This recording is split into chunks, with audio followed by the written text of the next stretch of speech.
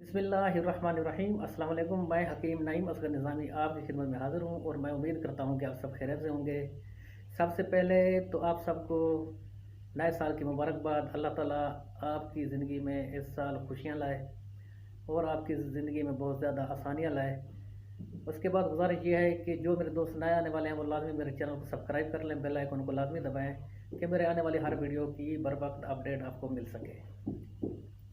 आज मैं एक छोटा सा नुस्खा लेकर हाजिर हूँ, वो उन अफराद के लिए जिन्होंने बचपन में बहुत ज़्यादा गलत कारियाँ की हैं, मुज़्ज़नी बहुत ज़्यादा की है, ग़ुलामबाज़ी बहुत ज़्यादा की है और अब उनकी कंडीशन ये है कि उनकी टाइमिंग या तो ख़त्म हो चुकी है या बहुत कम हो चुकी है। बस जाना आना लगा रहता है।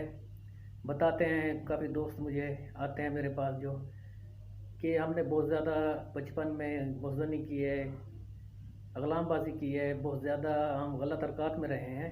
अब कंडीशन ये है कि हमारी टाइमिंग बिल्कुल ख़त्म हो चुकी है, नफ्स भी कमज़ोर हो चुका है, ढीला पड़ चुका है।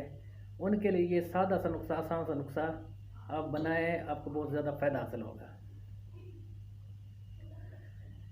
नुस्खे में टोटल सिर्फ चीज़ें हैं 2, वो आपने आसानी से लेनी है और बना लेनी है। वो आप आम मिल जाती हैं चीज़ें। आपने इस तरह करना है कि 1 गिलास दूध लेना है, उसमें 1 चम्मच खसखस साफ़ करके शामिल करना है और उसको अच्छी तरह उबालना है।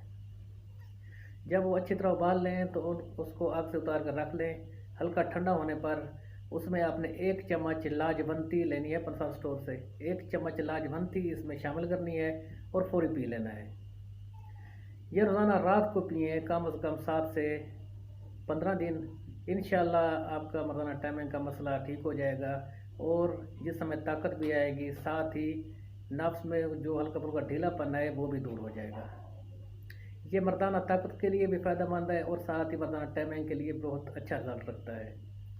ये नुस्खा सादा सा है, आसानी से आप इस्तेमाल कर सकते हैं और फ़ायदा हासिल कर सकते हैं। जिन अफराद का मवाद भी पतला हो चुका है वो भी इस नुस्खे के इस्तेमाल से गाढ़ा भी होगा और पैदाइश भी मवाद की बढ़ेगी।